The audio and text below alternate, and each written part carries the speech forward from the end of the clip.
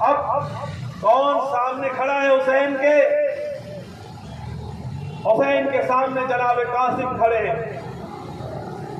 کون ہے یہ جناب قاسم؟ بعض لوگوں نے کہا کہ حسین کی بیٹی سغرا سے رشتہ طے ہو گیا تھا، حسین کے داماد ہونے والے تھے، اور کچھ لوگ نہ جانے کیا کیا بکتے بکواس کرتے، میرے پاس اتنا وقت نہیں ہے، لیکن حضرت قاسم امام حسین کی بارگاہ میں کھڑے کہ چچا مجھے جانے دیا جائے۔ 19 سال کا جوان ہے قاسم، حسن ابن علی کا بیٹا ہے۔ یہ حضرت قاسم وہ رسول اللہ صلی اللہ تعالی علیہ وسلم کے نواسے حسن ابن علی کے صاحبزادے کو جب حسین نے دیکھا تو فرمایا بیٹا میں تمہیں میدان جنگ میں جانے نہ دوں گا۔ آپ نے فرمایا کہ چچا ایک ایک کر کے سب لوگ جنگ میں چلے گئے، کل بروز قیامت محشر کا میدان ہوگا۔ اگر مولا علی نے مجھ سے پوچھا، دادا نے مجھ سے پوچھا کہ سب شہید کرے گئے، سب نے اپنی جانوں کا نذرانہ پیش کیا، حسین کے اصحاب و انصار قربان ہوئے، تو تم گھر والے، تم تو ان کے سگے بھتیجے ہو، تم نے اپنی جان کا نذرانہ کیوں نہیں حسین اعظم سے پیش کیا؟ تو میں کیا جواب دوں گا؟ مجھے نانا کے سامنے شرمندہ نہ کرو، مجھے سید کائنات کے سامنے شرمندہ نہ کرو۔ حسین اعظم نے کہا کہ آپ کے والد وصال کے وقت کہہ گئے تھے یہ میری امانت ہے قاسم، حسین میری امانت کی حفاظت کرنا۔ اللہ اللہ، آپ کو اجازت نہیں دی، آپ اپنی پھوپھی کے پاس گئے، پھوپھی سے قدموں میں لپٹ کر رونے لگے۔ آپ کی پھوپھی نے کہا کہ قاسم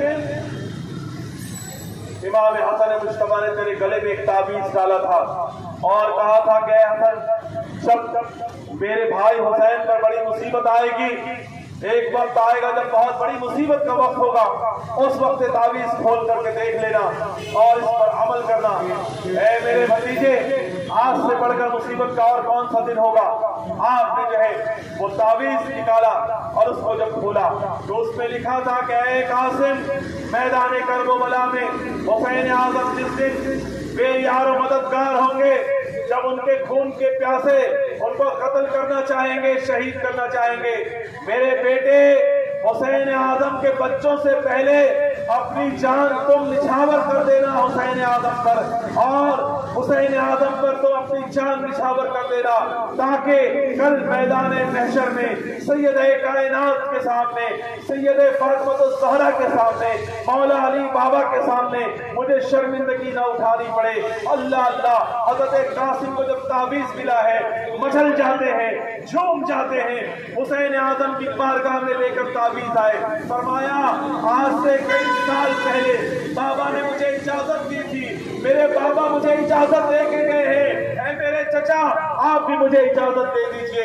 اللہ اللہ، حضرت امام حسن مجتبیٰ کے صاحبزادے حضرت سیدنا قاسم کو اپنے ہاتھوں سے شہادت کا دولہا حسین نے بنایا ہے، اور اپنے تلوار ذوالفقار دے کر کے اور آپ کی رکاب تھام کر کے آپ کو گھوڑے پر بٹھاتے ہیں۔ اللہ اللہ، سیدہ زینب بلائے لے رہی ہیں، گھر کی خاتون بلائے لے رہی ہیں اور آپ کو بھیج رہی ہیں کہ جا بیٹا، اور حسین اعظم پر اپنی جان نچھاور کر کیا۔ اور لوگ جاتے تھے نا تو زرہ پہن کے جاتے تھے، اور لوگ جاتے تھے نا تو لباس جنگ پہنتے تھے، لیکن اللہ اللہ، حسن کا بیٹا قاسم جو ہے یہ اللہ کے رسول کا شہدائی، یہ حسین پہ جان نچھاور کرنے والا حسین اعظم کا سگا بھتیجا جب میدان کربلا میں گیا ہے نا تو لوگ دیکھ کر کے حسین اعظم کے اس بھتیجے کو دیکھ کر کے لوگ حیران ہو جاتے ہیں اور کہتے ہیں یہ بغیر کسی زرہ کے تم آ گئے، نارمل کپڑے میں تم لڑائی کرنے کے لیے آ گئے ہو۔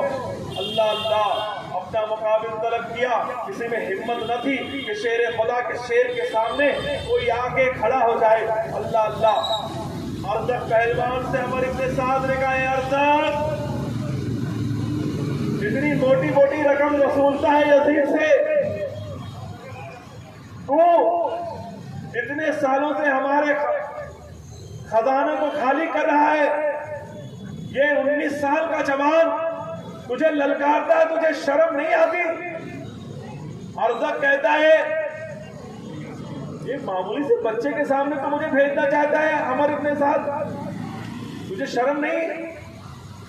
उसने कहा इसे मामूली बच्चा न समझ, ये अली का बेटा है, ये अली के घर का शेर है, खुदा का शेर है, बच्चा न समझ, 19 साल का जवान न समझ। उसने अपने बेटों को भेजा। उसका बड़ा बेटा आया ना, तो बड़े बेटे ने वार किया हजरत कासिम पर। हजरत कासिम ने बचा के उसका वार खाली कर दिया। नेजा चलाता है, नेजे का वार खाली कर देता है। पूरी तवज्जो यहाँ दीजिए, उस तरफ न देखिए, आप मेरी तरफ देखिए। बहुत तेजी के साथ मैदान करबला में मैं आपको लेकर चल रहा हूँ, बहुत तेजी के साथ। मैं चाहता हूं कि पूरी शहादतें मैं आपके सामने आज तो नहीं बयान कर पाऊंगा, कल करूंगा, लेकिन जितना हो सके आप मेरी तरफ तवज्जो रखें ताकि मैं सही तरीके से आप तक कुछ पैगाम पहुंचा सकूं।